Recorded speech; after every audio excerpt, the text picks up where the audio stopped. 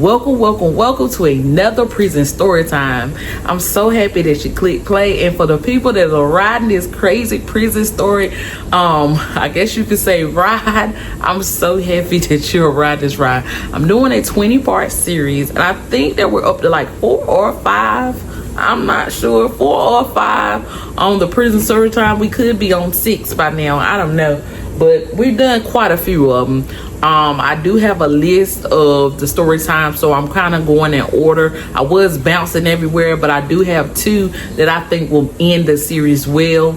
So we're getting into it, okay? So after I count and I see that, you know, we done did that 20, baby, we're gonna cut it off and we're getting jump into another subject. But I wanted to do 20 because so much happened when I worked in the prison for over 9 years. Close to probably about 7 years. I said 9. I'm thinking about how long I've been with the state, but 9 years. But if you're new here, I'm your girl Barbie Dior. I'm so happy that you click play. Can you do me a big favor? Hit that subscribe button. Go ahead, hit that like button, and drop me some hearts in the comments. Y'all, let's get into it.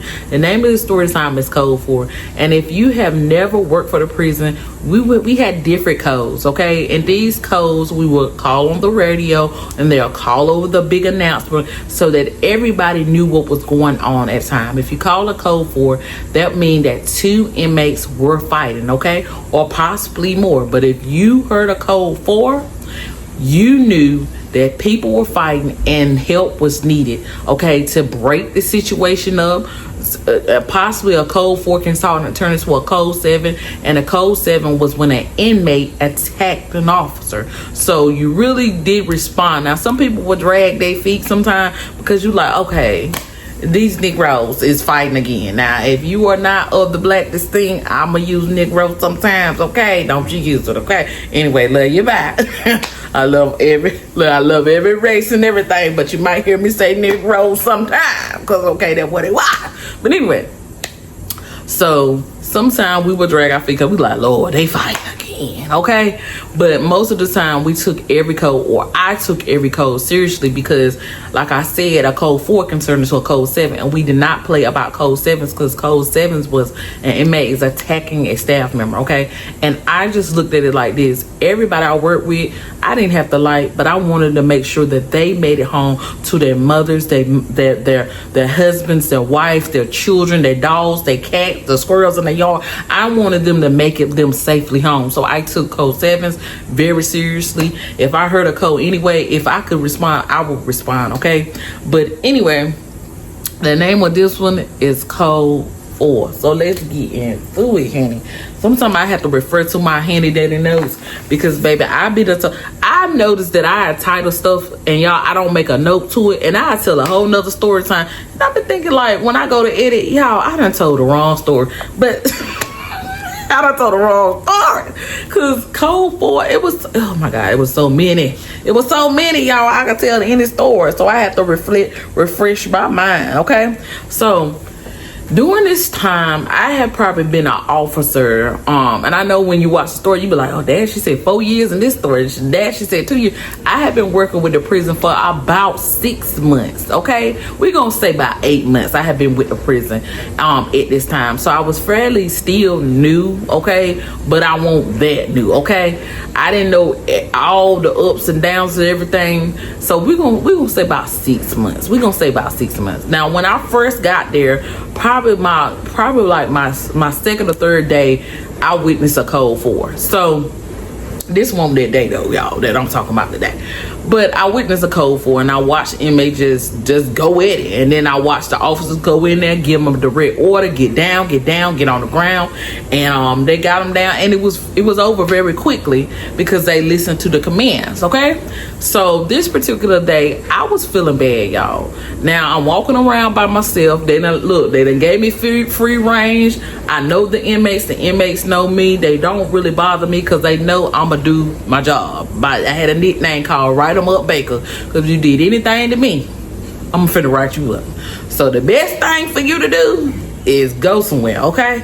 Don't come up to me unless you really need something, you got something going on that I actually can help you lawfully, can help you, you know, because I ain't doing nothing extra. I ain't doing nothing strange for no change. I ain't doing none of it, okay? I am the police. Woo, woo. So when that happened or whatever, you know, our ultimate goal is to commence order, to make sure that the inmates are not hurting each other and the inmates ain't hurting nobody, themselves, each other, or one of their staff members. So that's the goal of monitoring them and everything. But during this time, y'all, I was feeling bad.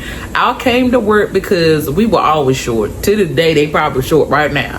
3 people right now didn't come in, okay? They're always short. But we were really short this day. We had a team of 9 correctional officers, and this particular day, we only had 4 correctional officers that came to work. So I was the 4th correctional officer. If I called out, they would have had 3. So I'm like, yeah. I knew that a lot of people was sick because it was the winter time. A lot of people was not feeling good. Even with me being there, I wasn't feeling good because my co-workers was trying to be good co-workers and come to work, and now they were getting everybody sick, okay? And so I'm walking around just feeling like I'm in a daze, and I'm walking around trying to do my rounds, trying not to sneeze on people, and it's getting bad. I don't feel good. And I even told the sergeant, I like, look, I don't feel good. I don't think I could do this whole day because we work 12 hours. And I'm like, I just don't feel good. And you know how you feel when you're sick and your nose, you know, you're sneezing, you're snotting, your nose stopped up for a minute, now it's running. You don't want to be around nobody when you feel like that. But honey, they would do some stuff like, hey, we're gonna put you in the booth, we're gonna go get you some medicine, you gonna be all right. They don't want you to leave because it's very dangerous for you to be at work and you don't got no help, and the inmates see that, oh, ain't nobody hardly come to work, we might can act up today. And so it was very dangerous for us not to be short, okay? Because the inmates really paid attention to that. Oh, it ain't that many people on the floor today. Where everybody at? Oh, we might act a little fool today, okay? And so, for the most part, by this time, I hadn't seen too much, but I've seen a couple of fights break out here and there, and they always ended quickly because people responded fastly. So this particular day, I was on the floor. I had about because we broke sitting in the booth, whoever was sitting in the booth opened the doors. So every door that opened and stuff, it was a booth where you set up and you press all these buttons and stuff, and they open doors and everything, so you come in, out and everything. They open things, they open up the doors for the inmates' rooms and everything. They open doors for everything, so you can move all over the unit, okay? So most of the time, if somebody won't feeling good, that's kind of where they, and then all of a sudden, like, it was like all of a sudden, it was like, okay, when I first came into work, I had a little stuffy nose, so I felt like I'm gonna take some Tylenol, I'm gonna be all right. Then all of a sudden, the stuffy nose turned into a drippy nose. I had to keep going to the bathroom so my nose won't drip, okay? So then I took the Tylenol kicked in and tricked my body. Oh, you all right, you good, okay? But I still was walking in the fire, so I'm thinking like, this might be something different, cause I ain't really had no cold like that. Then I started sweating, y'all, and I'm telling y'all, it was wintertime, so it was cold in the prison, okay? It's already cold in there, but I started getting cold, like my body was chilling, and that's when I walked to the office, and I said, look, I don't feel good. I'm sitting out here sweating. I got chills. I don't feel good. I don't think this is a regular cold. And he was like, well, you'll be all right. You got another hour before you go in the booth, and I'm going to just let you stay in the booth for the rest of the day, okay? And I'm going to make sure, you know, he was going to make sure call, you know, because there's several people that went outside the building that special programs on the people that work in the office and stuff in the front. He was gonna send somebody to go bring me some medicine. And he was like, what did you do? I said, I take Tylenol. He was like, I'm gonna get you some Tylenol. You can be all right and put you in the booth. You just work the doors all day. And I'm thinking like, man, I want to go home and hug my pillow. But I really respected my sergeant, so I'm like, okay. So he was like, you got another hour. So the person that was up there, they had been up there for like 4 hours already. But really, if you got multiple correctional officers, it's supposed to be like two hours, and then they rotate. 2 hours and they rotate. But some people, they didn't like going in the booth, okay? So they worked the whole time on the floor. But me, put me in the booth, Sarge. Like, I'm one-on-ones. I want to do my job, but that booth was my savior because it gave you time to sit down, it gave you time to monitor, and you could see a lot of stuff up there. So I'm up there just peeping stuff. You could see a lot of stuff. They gave you a break from the inmates sometimes because, honey, they were some. But they would click the button because it was a button in there that you can click, and depending on what prison you is, sometimes they could talk to you from the room, but our stuff with Brig, you couldn't do that, or they ended it where you can't do that. But there was a button in the front of the pod, so if you go in, it was 3 pods on one side of the unit and 3 pods on the other side, and in each pod, or you could say living quarters, is like where there's 48 inmates in each pod, okay? And so, and there's two six or 3, okay, pods on each unit. So it's a lot of men on one unit. But they would come to the front of the pod and click, and they always got something to say. Baker, what your ass doing up there? And you say something back like, get away from the speaker box, or we'll say, get away from the box, and I click off, and then somebody I click it up. Baker, you sure look pretty today. Click, and you just cut it off, and they can hear you click it off, or they'll just say anything. Click, baby, your head big as hell. Click, you better click it off. But for the most time, we'll click it off, or we just talk jump back. I'm just being honest. Boy, get your ugly head ass from here. Click and click off, and they're laughing because the more you talk junk to them, the more they like you. They just like you. They just like it. I don't care how they was like. I don't know. They was like abused dog. You know, they just the more abusive you talk to them, the more they like you. But like, if you don't get somewhere, but they knew what to say not to get rid of me because they know I didn't play. Don't say nothing too crazy because I'm gonna get that pen out. I'm gonna be like Trump. Can't put that pen down, the executive order pen, and it's over for you. Okay. But anyway, so. I won't feeling good, so I was looking forward to going in the booth and just, you know, relaxing. Of course, you gotta pop the doors and everything, but it ain't that bad as being on the floor and then people coming up to ask you for something, and now you gotta keep doing the rounds and you ain't feeling good. You in there trying to not to cough, and you in there, and they be like, they talking junk to you. Baker, you sick? You need to go home. Nobody want that shit you got. You walk around here coughing on people. Baker, you need to. But then a lot of the inmates be giving you advice like, you know, you do this and you mix this tea together, you know, it'll knock that cold out right now. Or if you heard of a hot topic, you put this and put a little alcohol in, it'll knock that cold. They giving you remedies and everything. And then a lot of them just talking junk. Back in your sick ass, you need to go get in the booth. Tell Sar to let you get in the booth. You can't hardly breathe. You walking around with your mouth hanging open. That ain't safe for you. Back. They just talking junk, okay? And you just feeling better and better. And I was just walking, I was just feeling like I was in the daze.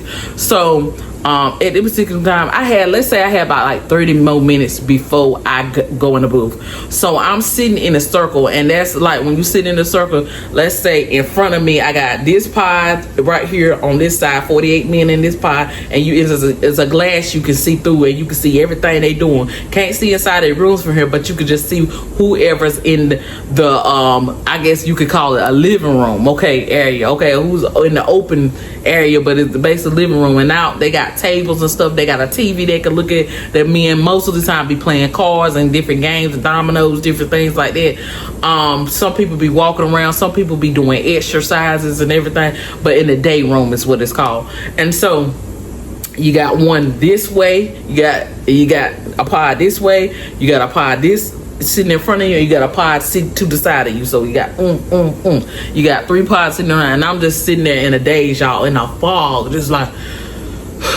I'm sweating bullets. Then I would get cold, and I would get hot, and I'm like, Lord, what is wrong with me? What is wrong with me? And y'all, this was not during COVID time, okay? This was just regular time. The COVID, we had never heard of COVID at this time. But I knew that I was sick. And I was like, Lord, I remember my grandma used to talk about walking pneumonia. I hope I ain't got that walking pneumonia, because, baby, this is what this feeling like. I ain't never had this feeling before. I like, Dad, I hope I ain't got the flu, because I feel bad. Like, I feel bad. And I'm sitting out there, that sweat. I'm talking about, you can physically see sweat, and it's dropping and coming down on my uniform. And I'm like, ooh, I can't wait. I'm just looking at the clock, like looking at the clock. Then all of a sudden, it's time for me to do my rounds, right? And y'all, like I said, I was new still. So I know I said I was like there 8, 9, but no, I had been there for like 6 months. I still didn't know everything. I knew the basics, but I didn't know everything, and I want that to be said, because when this next part come on, y'all be like, ain't she been there for a little while? At this time, about 6 months, if we really calculate 6 months, and I had just been new to front. I knew a lot of the rules, but I didn't know everything. So I never handled like a major situation by myself. So, you know, basically I was a substitute teacher, but you know, I never had to handle nothing big yet, okay? At this particular time, I just kind of seen it happen. Like, anytime there was a cold, I was in the booth somewhere. But, you know, this particular time, I'm doing my round. I do my round in this pod right here. So we'll say that's A pod. Then I do my round in this pod. This is B pod. Everything going good. You got like 10 to 15 men out in each pod. When they hear you come in, they'll say man down, or they'll say the police in the block, or they'll say she in here, or they'll say woo woo, or they'll do something. Hey yo, they'll do something. They'll make some kind of noise or something to let you know that the police is in the block, okay? And they doing their rounds. I'm doing the rounds, okay? Like I said, they like, dang, Baker, you don't look good. Baker, why you sweating so hard? What's going on? If you sick, they ought to let you go home. Just tell them you don't want to be here, you know. And you got people saying that, like, bang, Baker, take your sick ass in there. We don't want that shit. You got a lot of people going in their room shitting the door because I'm in there just walking and calling. Just walking and calling. Every 5 seconds. Just walking about to die. But I'm in there, y'all. I'm in there. I want to show y'all that's how bad I'm feeling. If that's not what I'm looking like, that's how I'm feeling from the inside, okay? And so I'm walking and coughing and coughing and walking. But the whole time, anytime I cough, I'm putting it in my shoulder like, or I'm covering my mouth. Like, I ain't just walking around just coughing, y'all. That's nasty. That's disgusting. And I also got like a cloth. So anytime I gotta cough a lot, I'll cover my face and my hand, because you know that is nasty, y'all. Just coughing and stuff. But it was still bad. It don't matter how I try to block it, it was bad. And then I had like cold and stuff in my chest, y'all. It was bad. And so then I get to the third pod, and I'm like, once I finish this round, it's time for me to go in the booth. So as soon as I go in this third pod, I noticed as soon as I opened up the pod, this man came up to me nervously, and he started talking. Now, he was a new inmate here, so I didn't know what was going on. He just walked up to me. Again, I'm in this daze, y'all. I'm not feeling good. He walked, Baker, can I talk to you for a second? Baker, can I talk to you for a second? And I'm like, sir, what's going on? Because, you know, I don't feel good. I know you don't feel good, but Baker, can I talk to you for a second? And then all of a sudden, he did like a child would do. And first of all, the inmates are not ever supposed to touch me or not to touch us as officers. And we're not supposed to touch them unless we put the handcuffs. All of a sudden, he hid behind me. Now, I didn't know what was going on, but I knew something was going on because in each pod there's stairs, okay? So there's stairs. So, you know, if you take 48 and half is that many rooms, the half of 48 up top, and then it's the rest of the half on the bottom, okay? And you're walking around, you're doing it around. But I noticed when I walked in this particular pod, it was a whole bunch of inmates gathering at the top, and there was a whole bunch of inmates gathering at the bottom. And they didn't look friendly. Wasn't nobody talking and doing the regular stuff that was happening in every other pod, either talking junk or stuff. It looked like something was about to happen, and I was new, but I knew that this was not a good thing. And this man came up to me nervously, and then he behind me hiding like a child would hide behind their mama. And I'm thinking like, why would you hide behind me? I'm like, what is going on, sir? So I'm looking behind me like, what? And he just, every time I move, he like this behind me, like every time I move. And I'm like, I don't know what's going on, but you better get your ass from behind me. That's what I do know. It's Baker, but and he ain't making no sense. He just keeps saying Baker, but Baker. I'm like, what's wrong? And I'm looking, and he looking at me. Look at these men gathered at the top. And so I'm on the walkie, and y'all, I'm talking because I'm sick as a dog, and I'm just on the walk. First of all, each on your walkie-talkie, they have channels on there. So you got this little nozzle, and you be on channel 1, 2, 3, 4. And I had help in the dining hall or the child hall earlier, help them swipe the cards so the inmates can, you know, do breakfast. So that was on channel 1, and they had to be on channel 1 in there. And on my unit, I think if I remember right, it was channel 7 7, I think. I might be wrong, y'all, because I'm a little rusty, but I think we on channel 7 or 6. One of them channels was on. So I was on the wrong channel, right? So I just started talking. I did not really know how to use the walkie-talkie at the time, but I knew you hit the side and you started talking and help was gonna come. And so I noticed he acting weird. He's not saying what's going on, but I know something bad finna happen because I felt it, you know, in my bones. And I'm sick and I'm kind of in the daze, but I know something about to happen. So I started talking. And I was talking, y'all. I know I was out of it. I didn't push aside that Tylenol out. I took the Tylenol to the head because I was feeling bad, y'all. So I was kind of loopy. And so I was like, look, I'm in a pod and they gathering up it and then they gathering at the bottom. You got an inmate keep hiding behind me like a little child. I'm just talking, y'all. I ain't talking no kind of ready to go edit.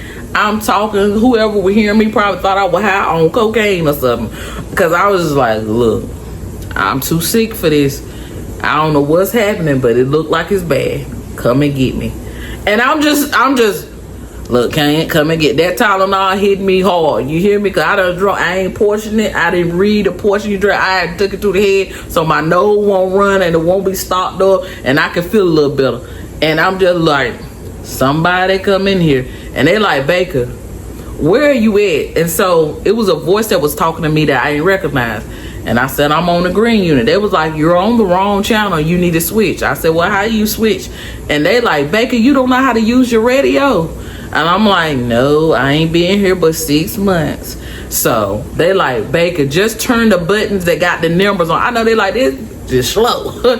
Turn it till you see the number 6 so you could be on the right channel, okay? Because that's the channel, you know, a green unit where you at and you need help, you can talk on the channel. But see, in the booth, they had 2 radios, so they had the radio they had, so they could hear in the booth what was going on. And so they had already called the sergeant, like, hey, SARS, something going on with Baker. But when they were gathering up, I'm in the corner kind of, when the boys hide behind me, I'm kind of in the corner of the bar. So when you first came in there, I went and looked on the board and I'm over here off to the side. So if you're not looking or not paying attention, you know, you're not really good. So the person that's on the other side of the thing, which can't see what's going on, is like trying to hoo the SARS. I don't know which pod back in, cause I can't see it. The person that's in the booth on my side is sleep.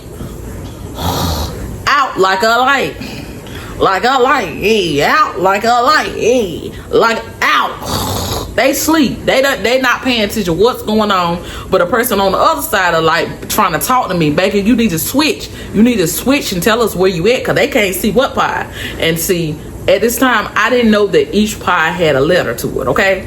So I was in green unit C pod, but I didn't know to say. I told them I'm in the 3rd pod, but it could go either way. That could mean I'm in A pod. That could mean I could be in C. They don't know what pod I'm in, but they just know something going on. So then the next thing happened. A man was walking towards me and he got that switch on him, okay? He had a switch blade. He went, it's a big old knife. And I said, hey, and I'm still pressing the side of this button. I said, I ain't got shit to do with what y'all got going on. But he said, no, we finna tag this nigga.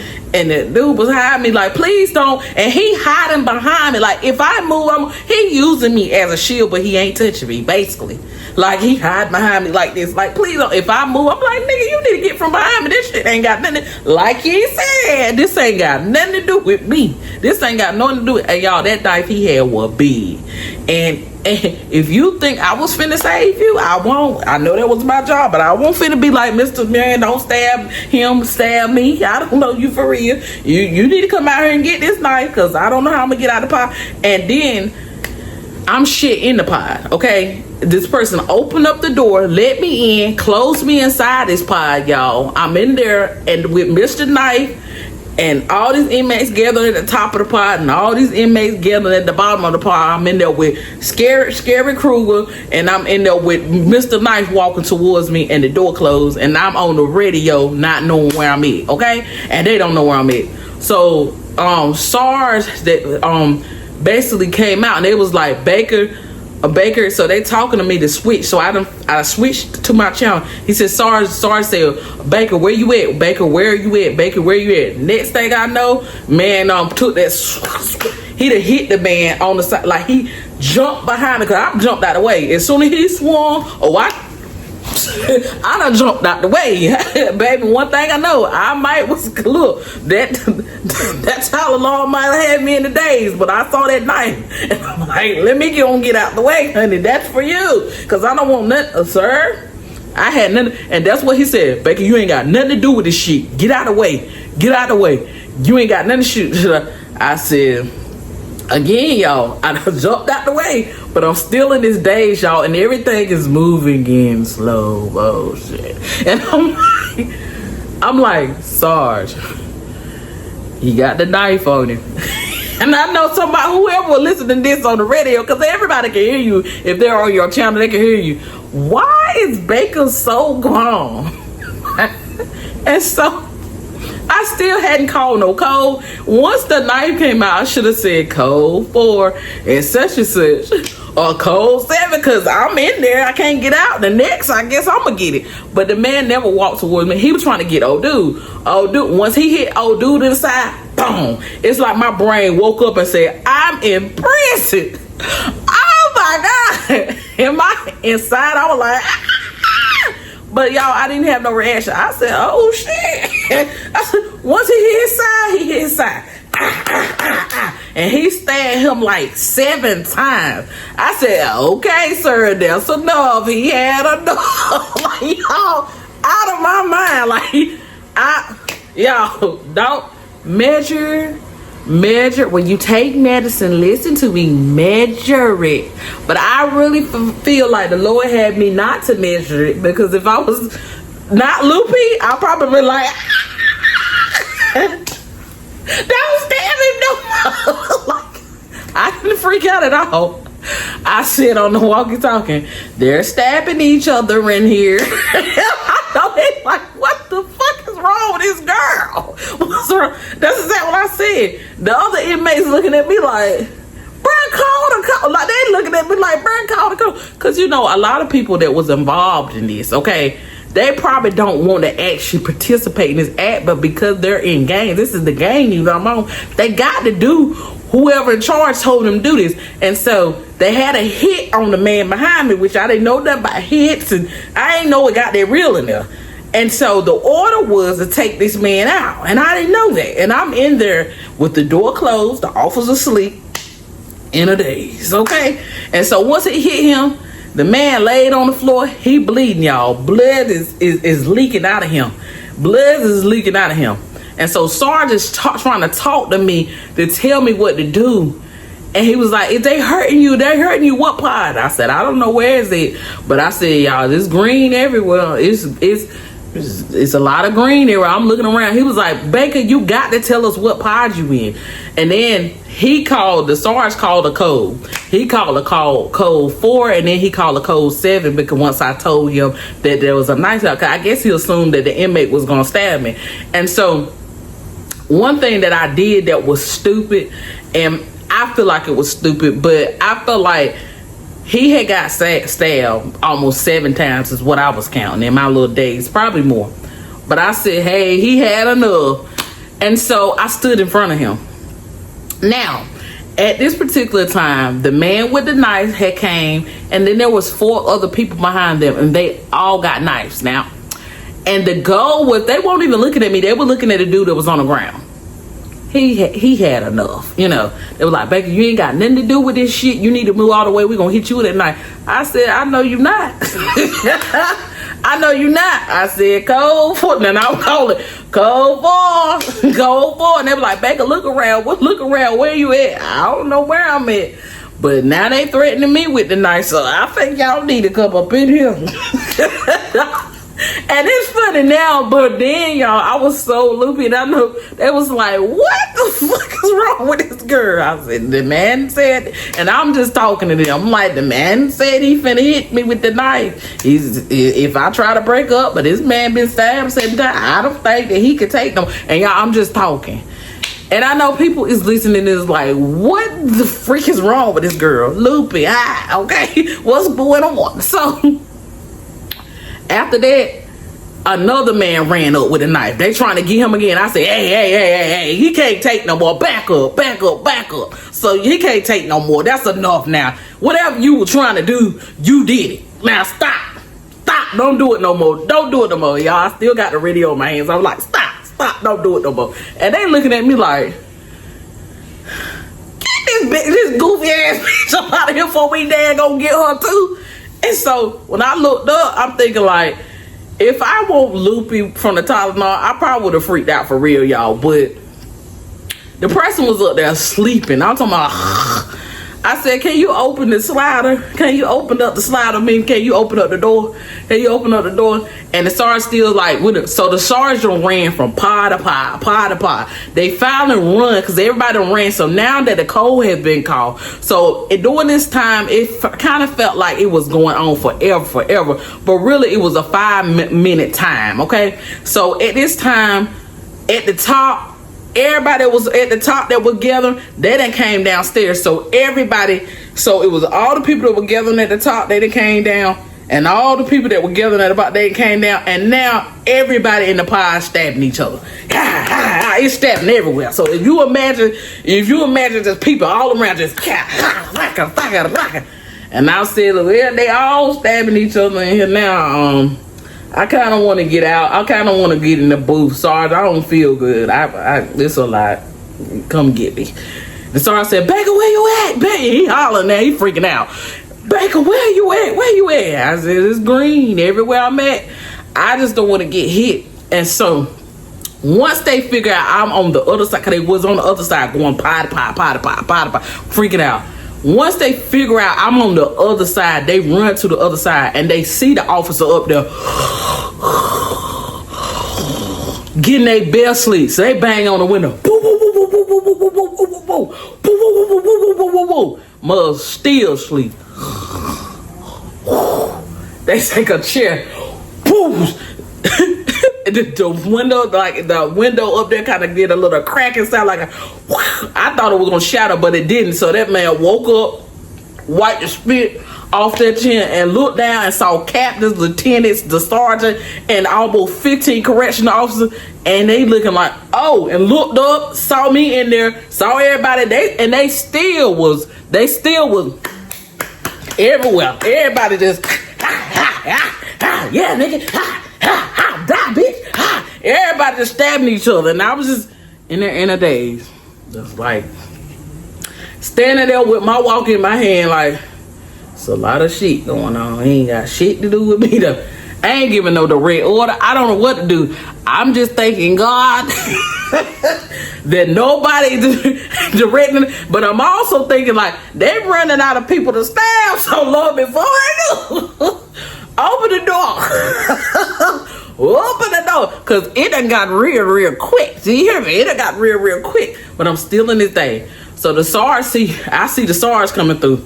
I said, like a little child. I see some. So as soon as the door come open, he opened up the door. SARS said, get the fuck down. Everybody down. Right the fuck now. And me, I'm like a parrot right behind him. Yeah, niggas, get the fuck down. Get the fuck down. Everybody down in this motherfucker. They like, bitch, you been hit on. Whatever I see that SARS doing, I'm doing. Whatever I say, I'm behind him. Whatever he doing, I'm doing. Get the fuck down, niggas. Yeah. Get down. And some people still stabbing each other. Took the mace down. Everybody taking the mace. They slanging the mace. I'm slanging the mace. Shh. It's everybody. It's bad. It's a bad scene. It was like, and like I said, I'm new. So the sergeant's trying to train me in this chaos. Okay, still in this chaos. So I say he was a good boss. He was a good boss. You could tell he was scared. Like he was my father witnessing all this stuff. He was looking at me trying to make sure I was okay. Like, you good? You ain't touched. But at the same time, he trying to shame me. And he said, get down. He said, sorry. He was like, Baker, get down here. Get your handcuffs. I had handcuffs. And we were handcuffing all the inmates. They were saying, get down. Everybody get down. And so a lot of inmates was running to their room. So because they don't want, if you caught involved with it, you know, they're gonna, after they watch the camera, they're gonna figure out who did what. But they're trying to hide like they won't involve. You can't hide in prison. But they trying to act like they won't out. Like, I don't know what you talking about when they run back. Because if they don't see you on the camera, they can't prove you was involved. So it's a lot of people running to their room, slamming the door like they ain't did that, right? But they getting everybody down, so all the inmates are down. And like I said, it was 15 officers, captains, lieutenants. Before you know it, we got everybody handcuffed. They walking them to the red unit, which is the hole, and they walking them one by one. They didn't call a code, and they walking them one by one. Everybody walking to me like, "You good, Baker? You good, Baker? You good, Baker? You good, Baker?" I said, "Nah, man, I'm sick, man. I don't feel good. I don't feel good at all." So this whole time, your adrenaline, when you watch stuff like this, even though I was in this day, my heart was just pumping. Whoa, whoa, whoa. Because your adrenaline is good. Because you're watching. This stuff is in front. This is not a TV screen. These people is stabbing each other right in front of you. You don't watch a man get on the floor. He bleeding out, okay? He is bleeding out. He need help. This man on the he been bleeding for a while. 5 minutes is a long time to bleed out. He's bleeding for a while. But on the outside, I'm like, we in prison for real. Like, they was like, take her to medical, take her to medical. They take me to the medical, y'all. My heart about to bust out my chest. They take them to, they're checking my pulse, and they was like, you got to calm down, you got to calm down. Because on the outside, I'm like, I'm straight. But my heart was like, girl, no, you not. She was like, your heart is beating, like, your heart is beating too fast. We got to calm you down. We got to calm you. Y'all didn't cry one tear, didn't blink, did nothing. But when they showed me how fast my heart was going, like I was running beside a car, and they was like, you got to calm down, take deep breath, come on, drink this water. They got me a water bottle.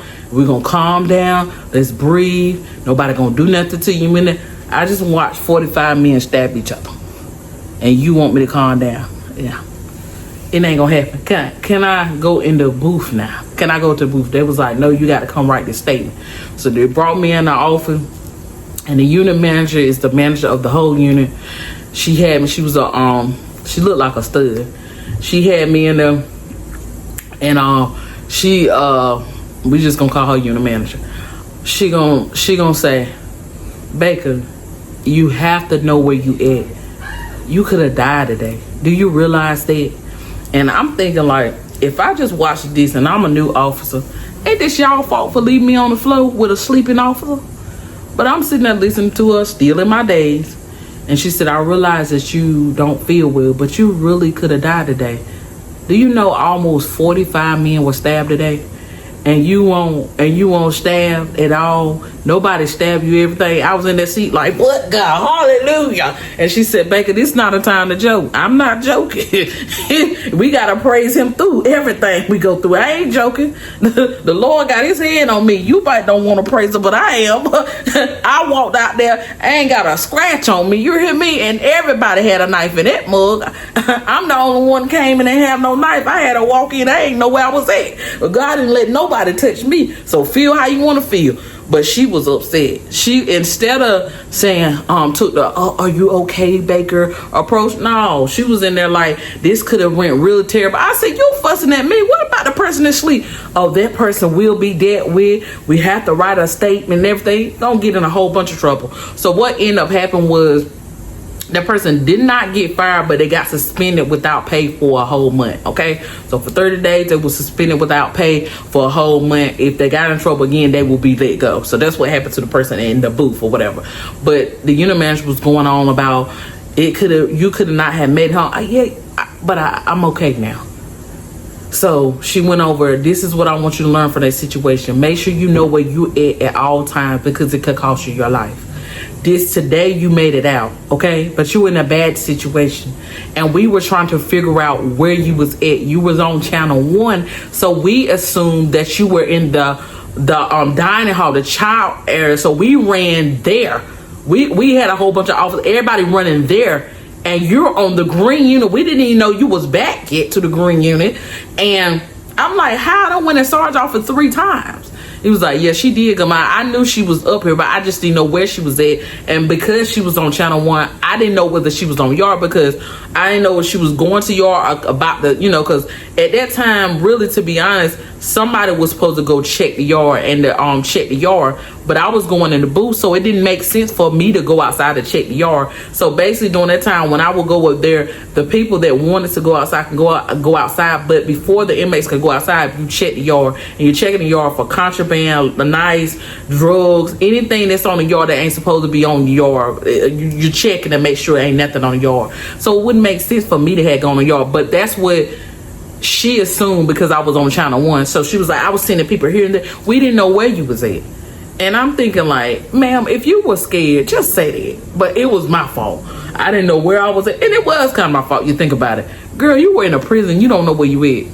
Girl, that's just like being at home and you have an emergency and you can't tell people what your address is.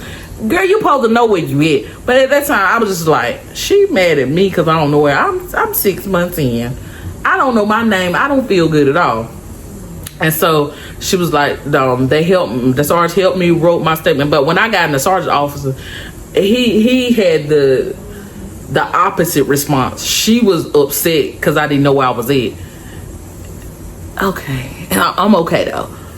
I understand what she was saying, but I feel like should have been like, Baker, are you okay? Do you want counseling? Do you need a day or two off? I felt like she should did that.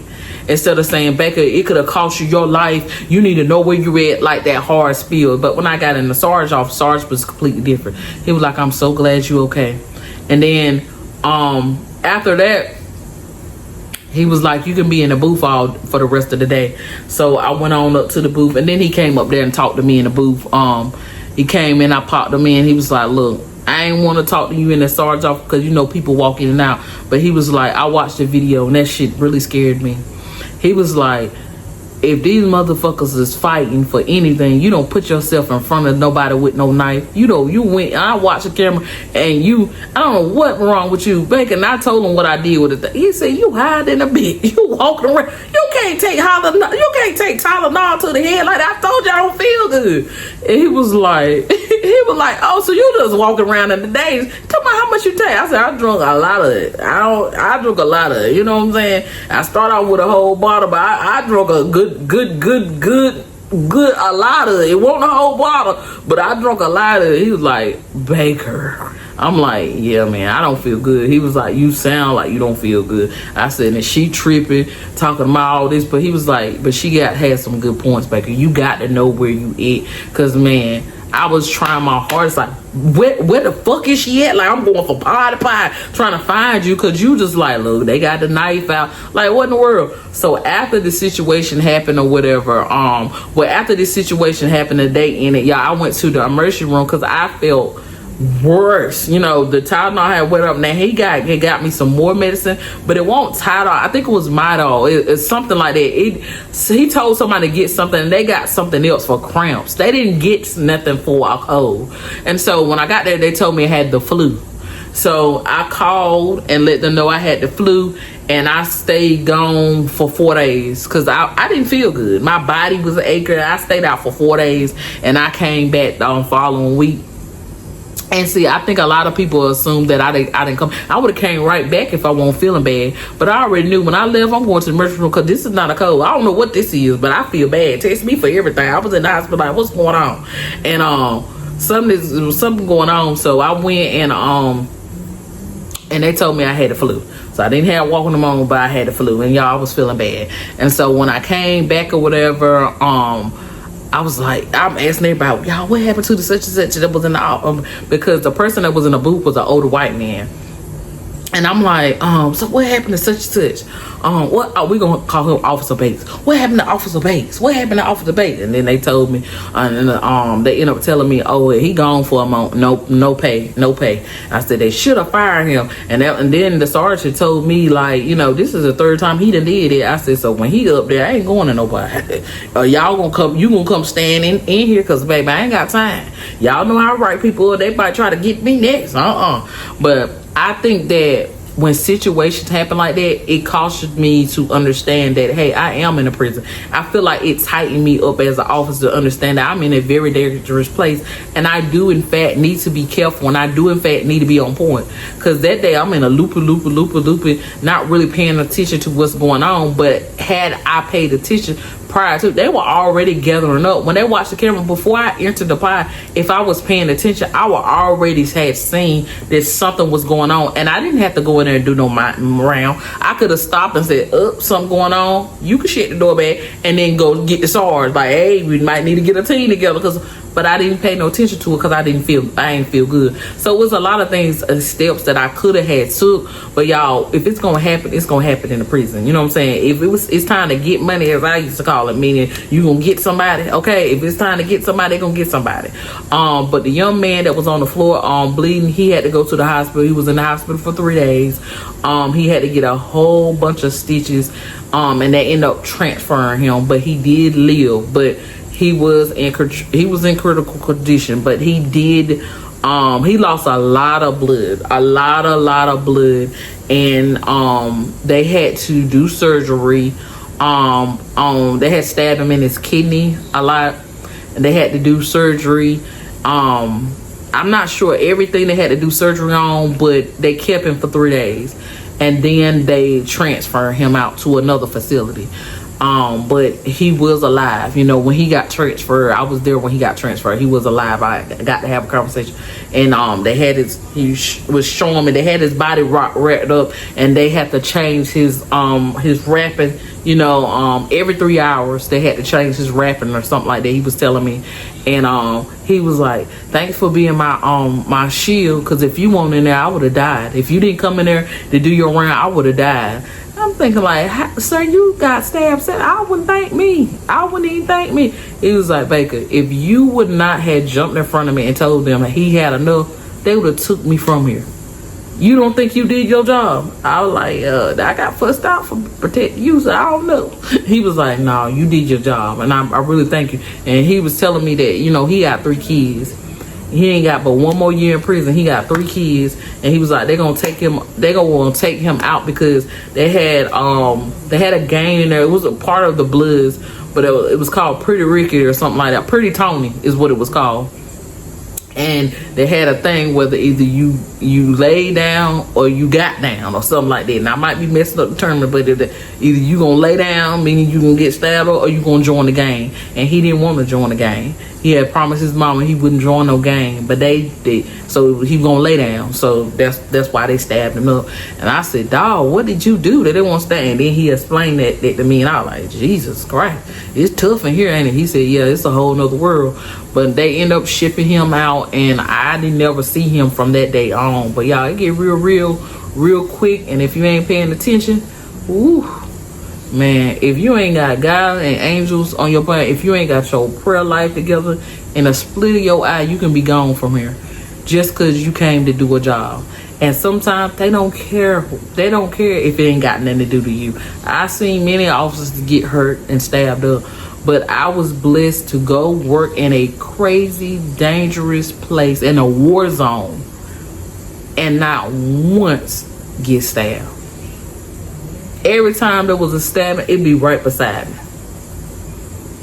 Or somebody else gets stabbed and I don't get stabbed because I move out of the way. But if y'all don't think that I won't walking through, he was walking through.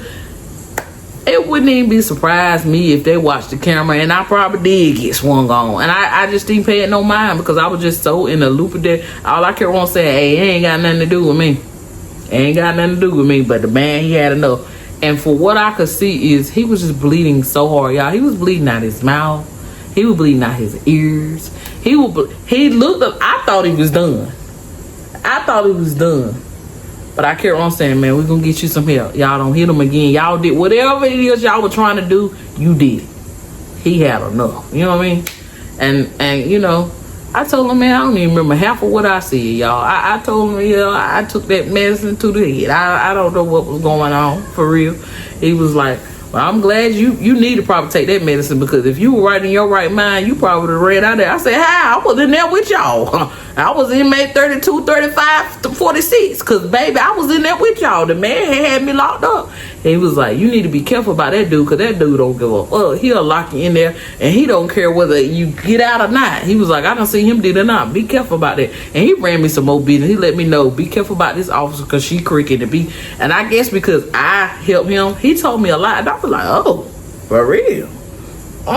Do you not say? But I didn't really believe him, because they'll tell you don't believe inmates. But over time, what this little birdie had told me, it did reveal itself, and he didn't lie about nothing. You hear me? But anyway, that's the story time of the night. I hope that y'all enjoy this story. This story, if you're thinking about being a correction officer, baby, you're gonna have a deep intercession prayer life. You really is. It is a very dangerous job. It's more boring days than the days that I'm talking about, but for the most part, it happens and it go down very quickly. And to right now in this second, they could be having a conversation about what's up, woo, and then the next second, everybody took out switchblades.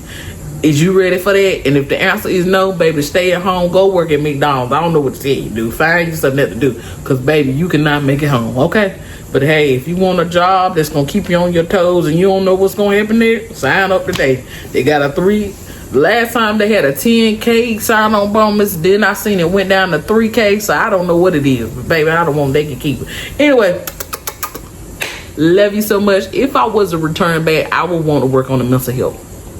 I would have to work with the mental health, and I definitely, because that's my field, and I definitely, they're going to have to pay me a real good coin. Now, they're going to have to pay me a real good coin. They're going to have to pay me for the danger of working there. They're going to have to pay me for my degree, and they're going to have to pay me for my experience. And if they're willing to give out that coin, I'll come slide through and see what's going on. You know, I got my case ready. I got my little bottle on.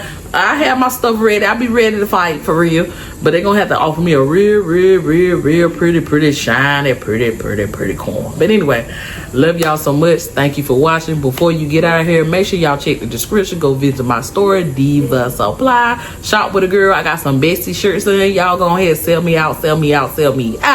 Okay, I got some Barbie clips. Okay, so if you like Barbie just like me, baby, them Barbie clips are so cutie. Please get you one. Okay, and I got some other things up there. Y'all go ahead and sell me out. But anyway, love you. Bye. See you on the next video. Bye, Bestie. Bye. Thanks for watching.